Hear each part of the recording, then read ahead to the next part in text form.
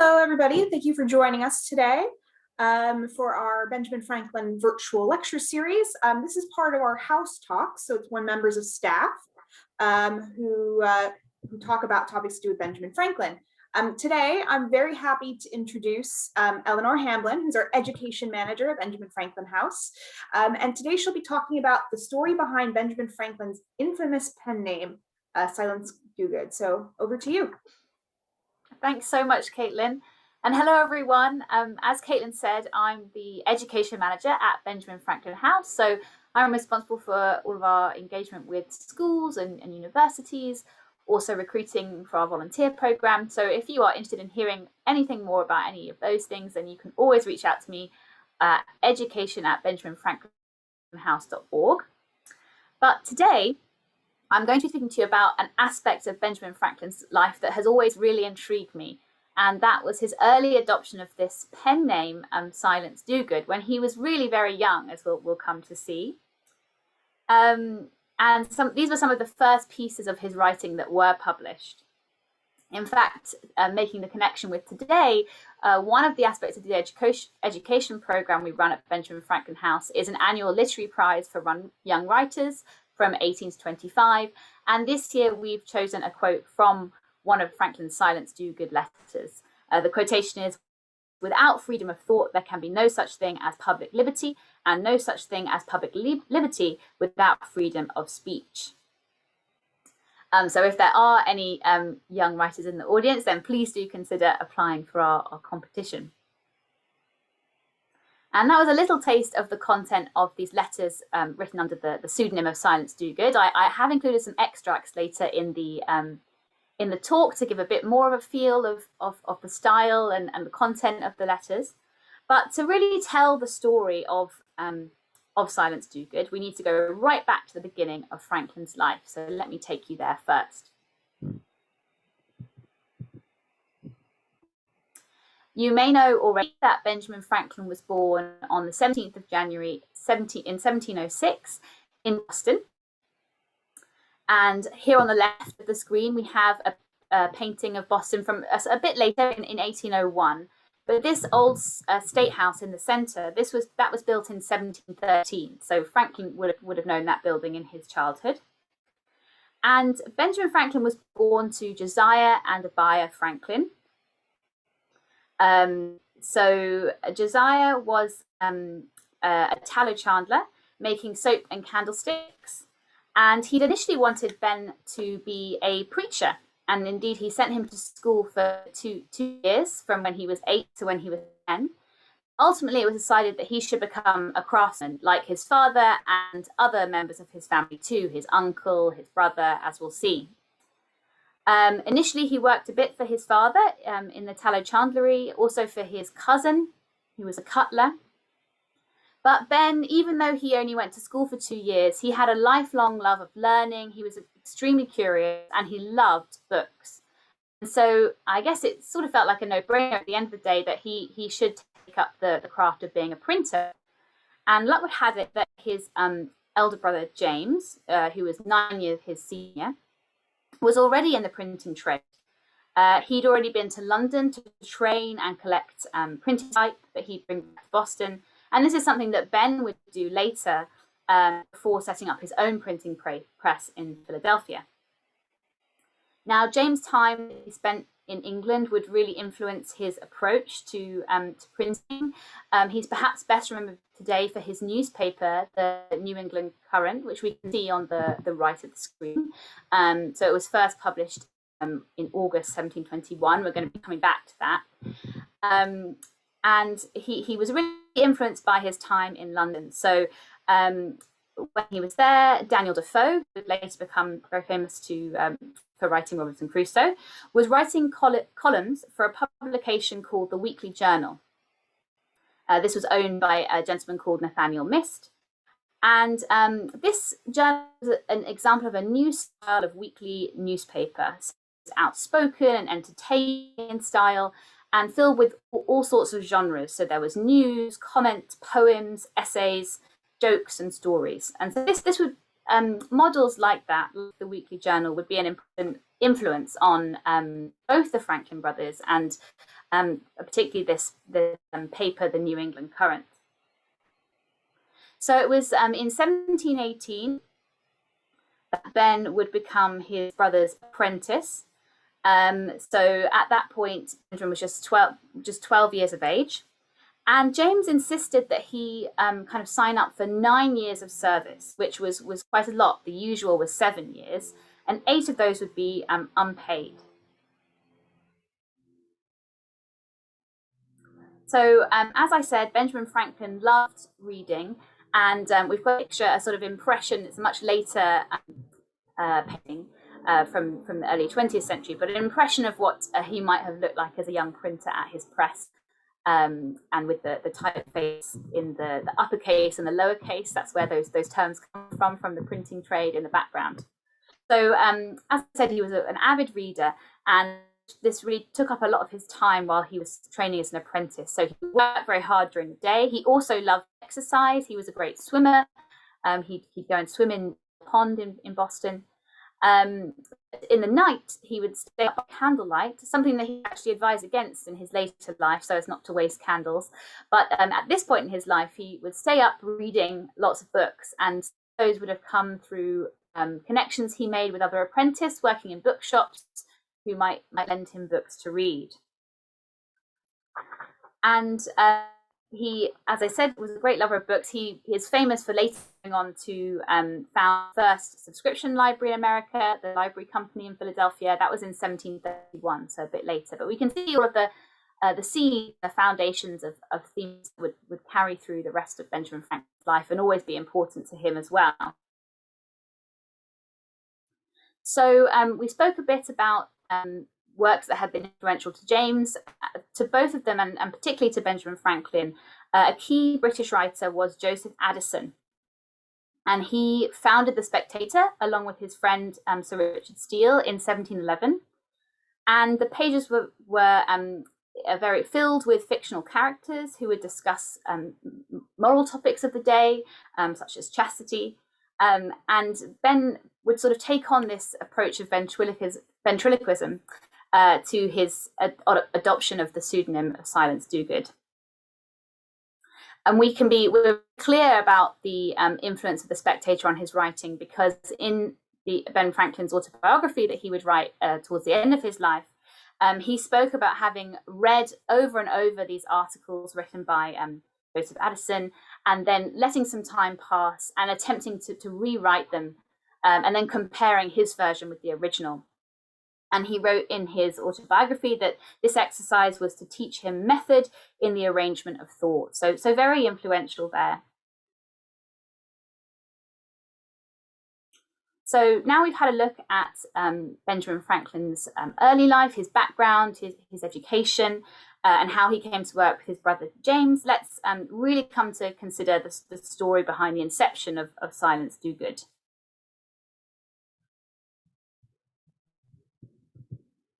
So we've got some more images from the New England Courant, and an important background to the founding of this paper in 1721. So remember, Ben started working for his brother James in 1718, so he'd been working in the printing press for a few years at this point.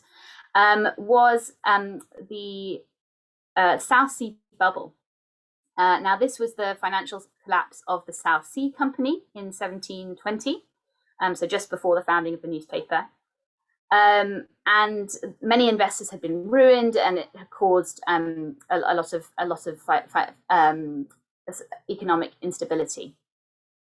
And so because of this as well, there was sort of discontent and defiance of authority in the air on both sides of the Atlantic. And so authority was being brought into question, and the New England Courant really kind of stepped into this environment and ran with that feeling as well. So the New England Courant was just a two-sided publication. It sold for 3p, I believe. And it was either sold out of James's printing store, or it would be delivered by a young Ben to people's homes. Now, another important backdrop to the founding of the New England Courant was that in 1721, smallpox was really rife in Boston. And there was a lot of debate about how to approach this, whether inoculation was the right method or not. And when the New England Courant began, a lot of its initial articles were engaging in this debate. And at the time, a lot of priests were advocating for inoculation, and the New England Courant, which would always have this slightly anti-clerical kind of approach, would go against this stance. And so there were lots of satirical articles kind of lampooning these priests and their argument for inoculation. And it's interesting that to note that later in his life, Benjamin Franklin would actually become a very strong advocate for inoculation, something that, of course, we're all thinking about a lot at the moment. And this was partly because, very sadly, he and his wife, Deborah, lost their young child, Francis, or Frankie Folger Franklin. And that was when he was just 4 years old in 1732. So that was why he became eventually such a strong advocate. But in these early years, the paper was arguing against it. So in the paper, James was really trying to establish a balance between being combative but not too combative.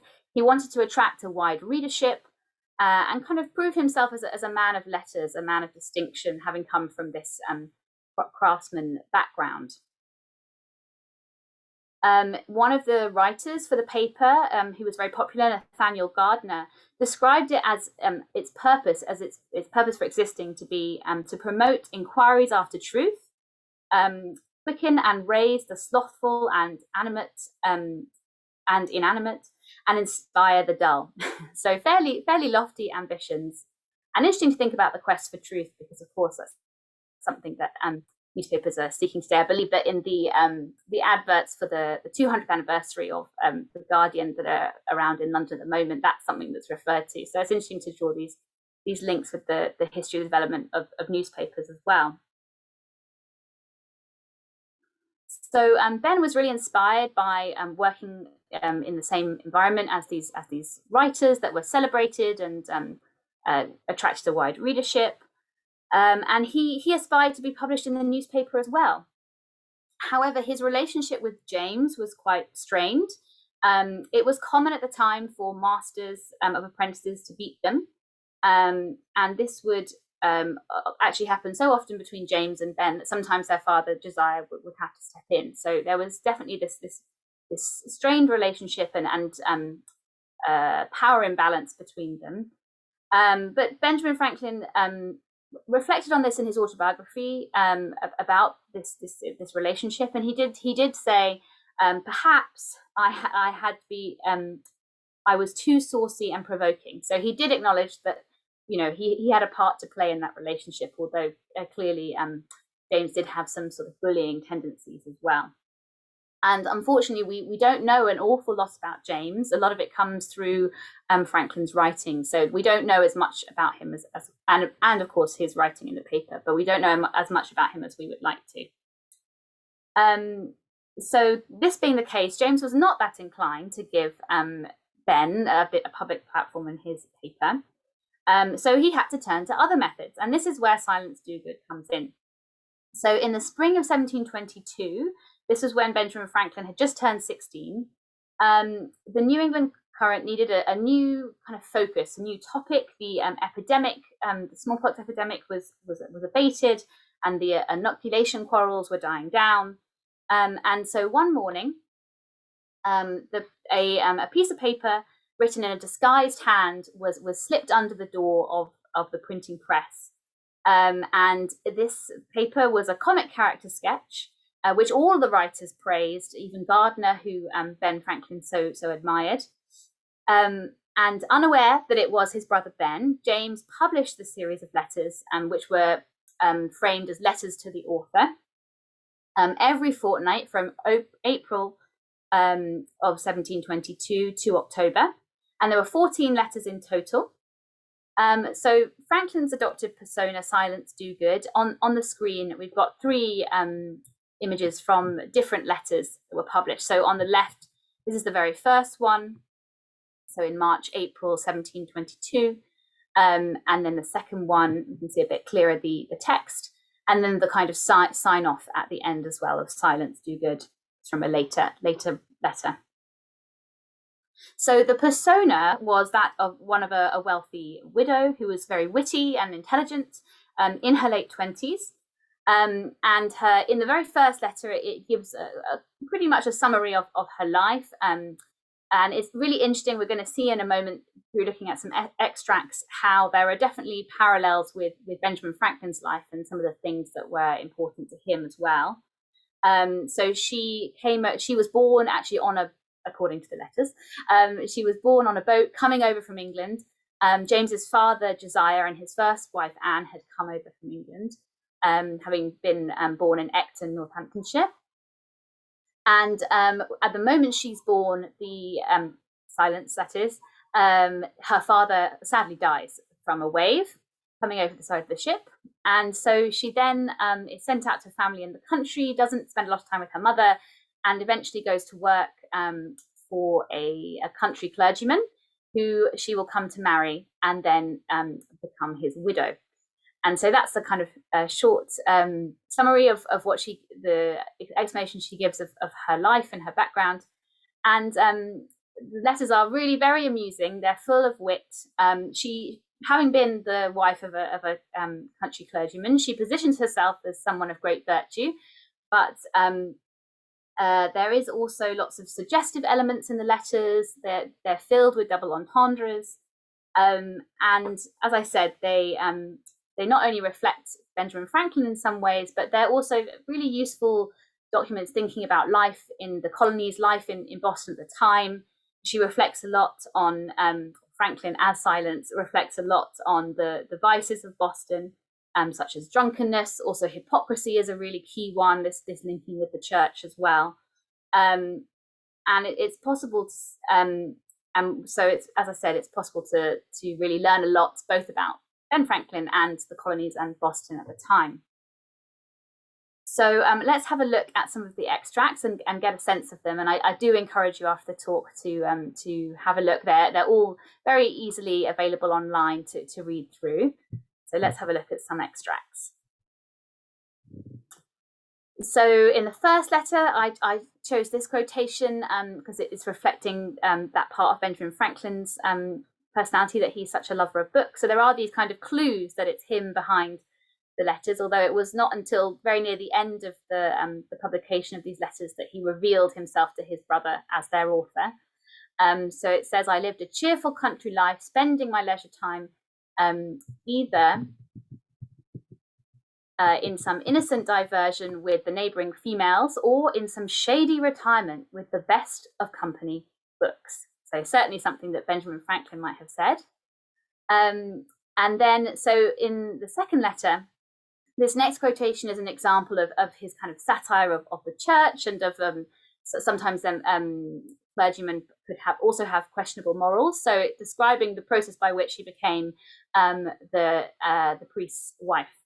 So as he had been a great benefactor and in a manner a father to me, I could not well deny his request when I once perceived he was in earnest, whether it was love or gratitude or pride or all three that made me consent. I know not, but it is certain he found it no hard matter by the help of his rhetoric to conquer my heart and persuade me to marry him. In the third letter here,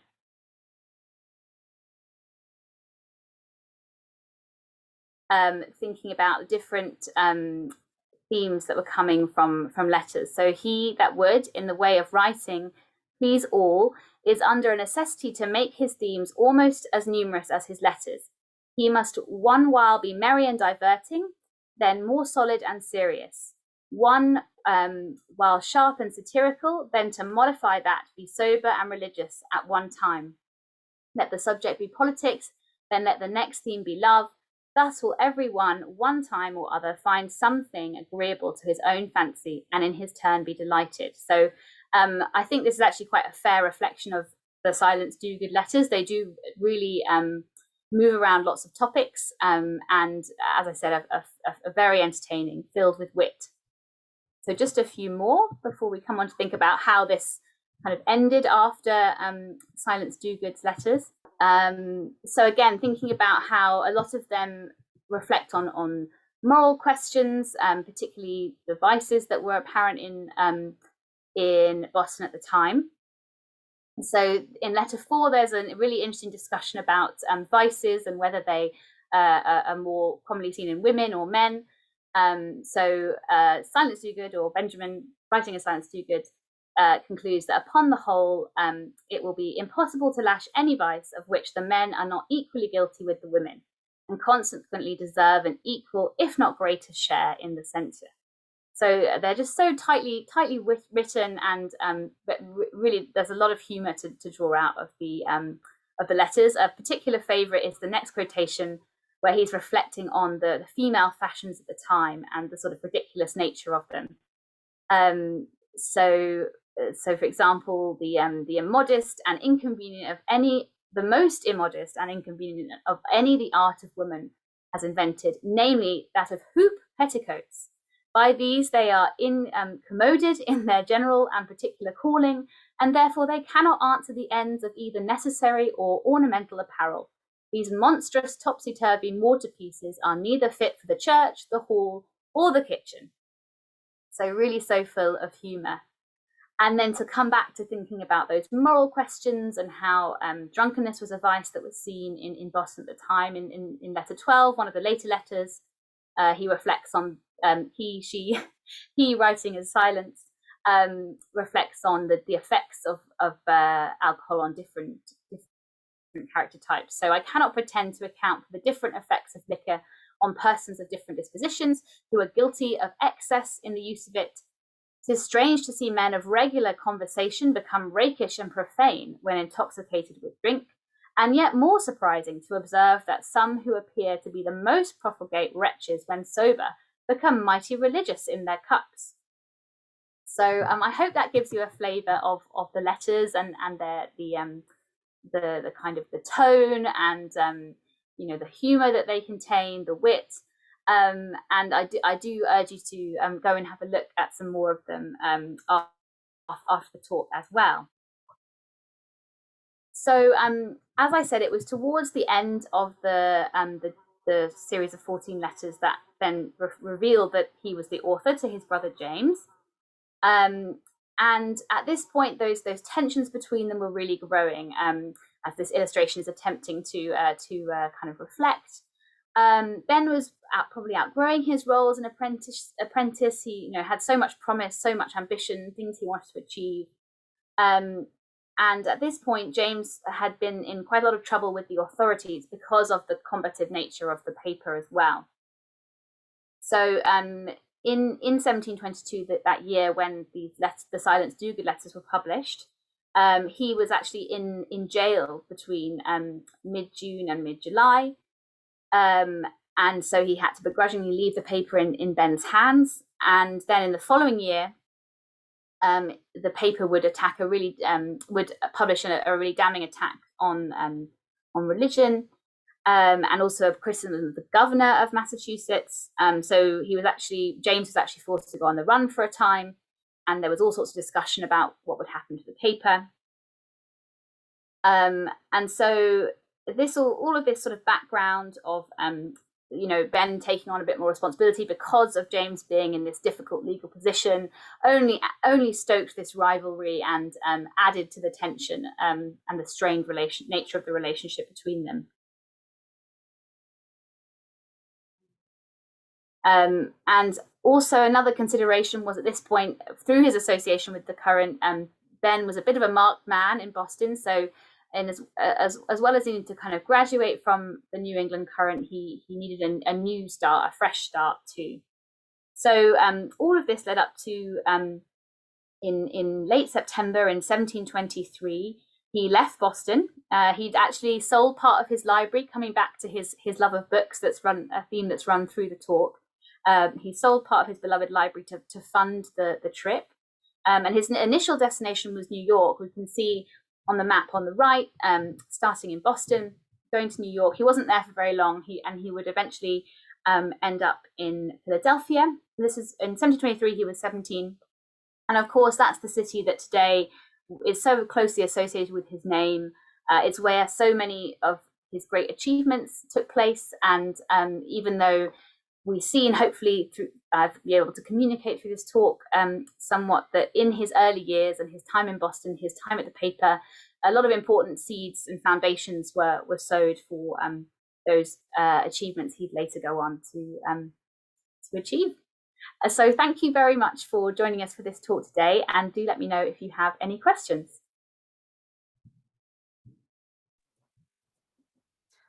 Thank you so much, Eleanor. That's very interesting. I have a question for you, actually, before, as we wait for other people to ask. And I was just wondering, what's your favorite Silence Dogood letter, if you have one? You mentioned the hoop skirt, but other than that. I think that's quite there's so many wide-ranging themes, and throughout the tone is just so amusing.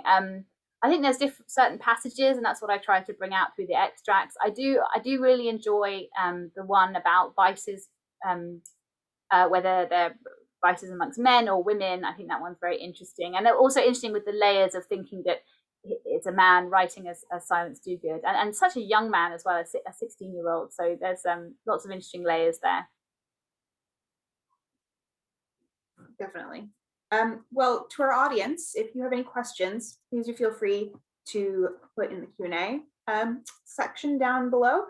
And so we actually have the first question already.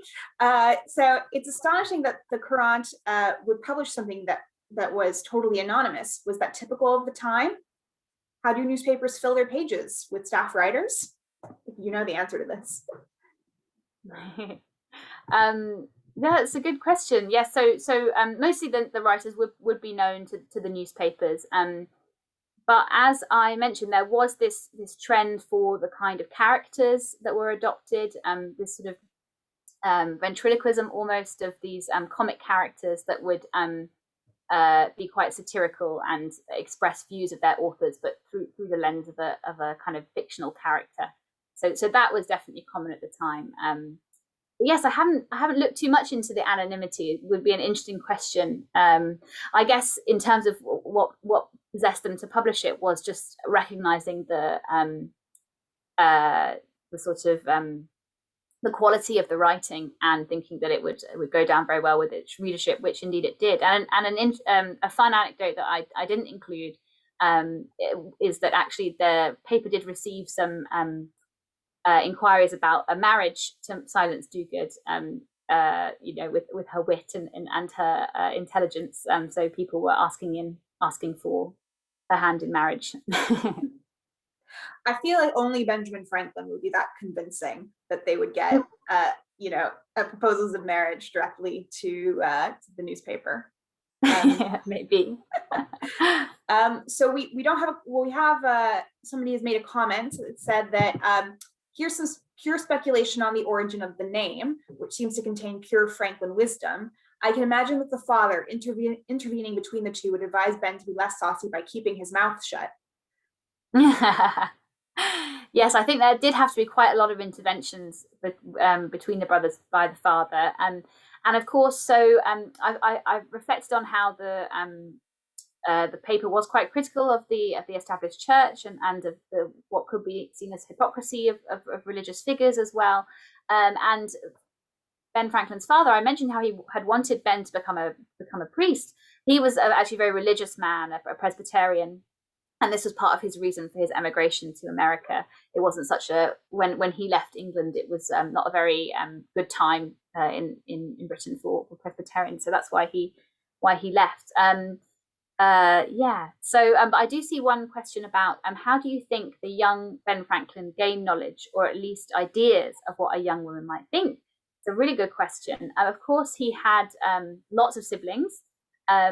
And we know that he was very close to his younger sibling, the only younger sibling, Jane Maycomb.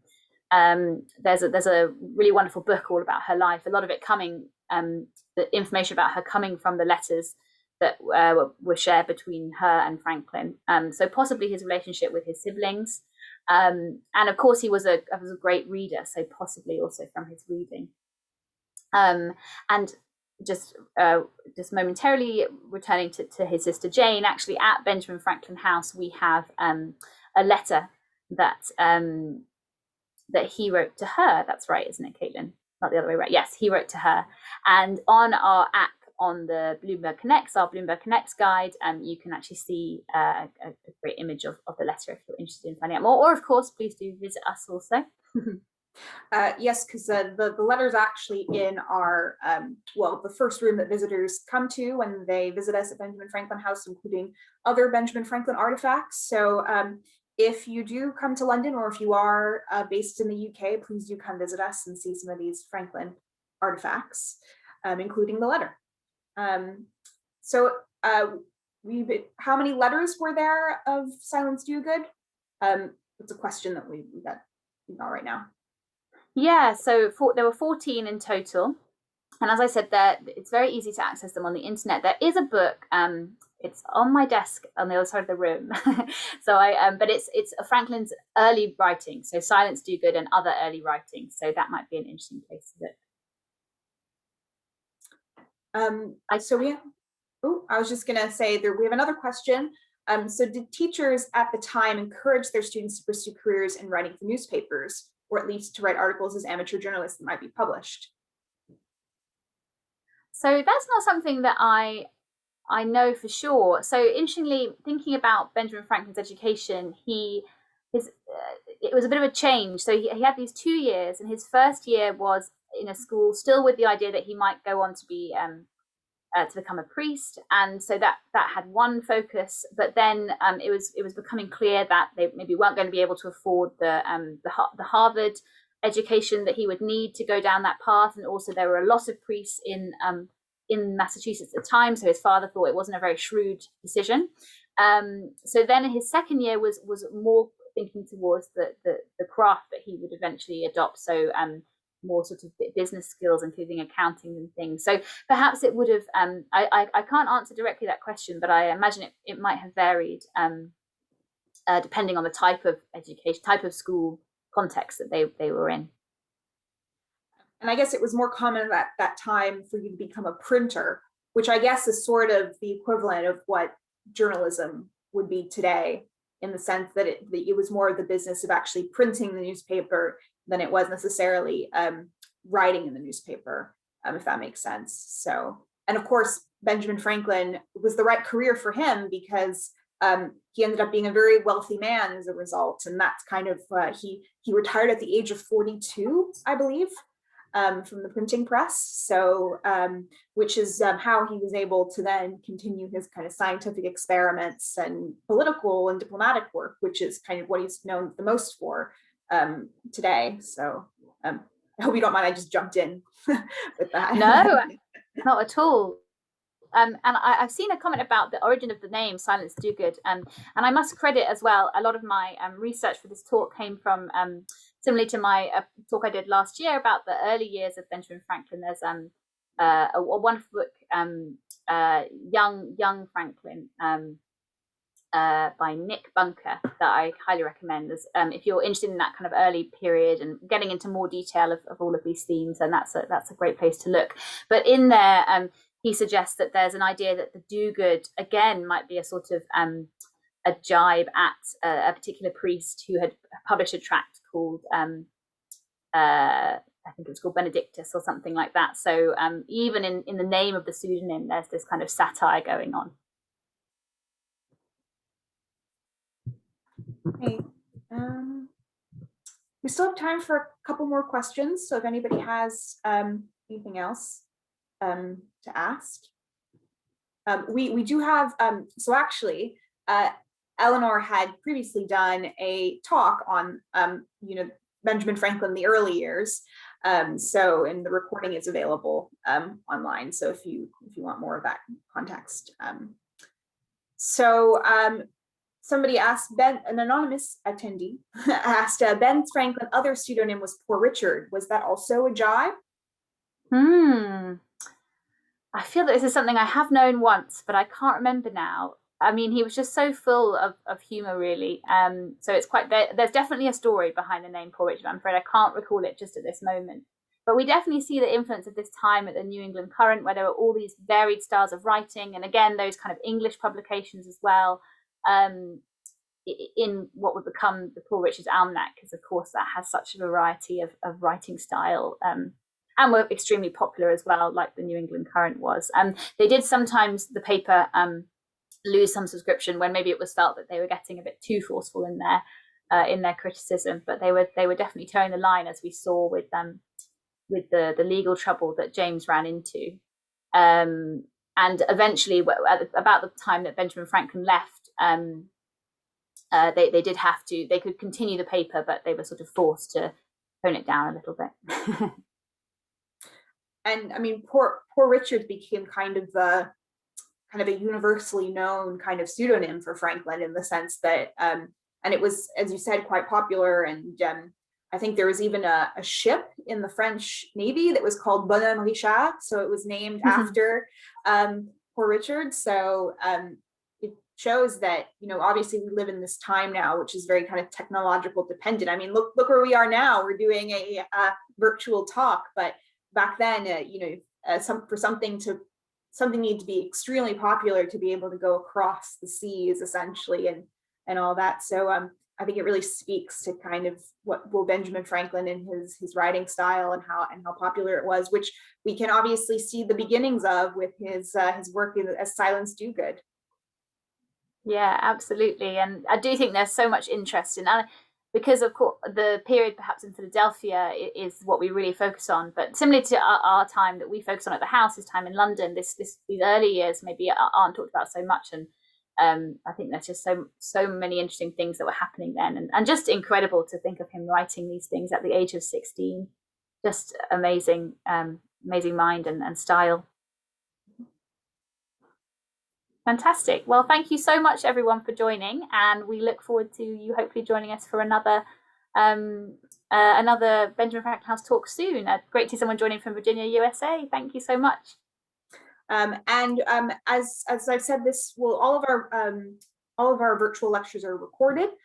So please do visit our website, www.benjaminfranklinhouse.org, or our YouTube channel, which is just Benjamin Franklin House, to be able to watch any of those recordings. We are also available on our Bloomberg Connects guide, which is free, and gives kind of a behind the scenes look at our artifacts and more of the history of the house. So if you are interested, please do download the free app. And yes, we hope to see you next time. Thanks, everyone. Bye.